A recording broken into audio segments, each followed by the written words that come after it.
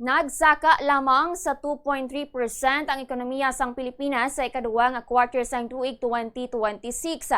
Mas manubo ini kung ikumparar sa 2.8% nga pagsaka sa una nga quarter. Ini bangod sa mahina nga pagsalig sang mga investors kag amuman ang pagtaas ang presyo sang gatong nga nakaapekto sa mga negosyante. Ginaangot man diri ang epekto sang korupsyon sa mga proyekto sang gobyerno kaangay sang flood control projects. Samtang naglabot naman sa 2.6% ang pag-umwad sang gross domestic product o kung GDP sang Pilipinas sa una nga quarter sang 2026.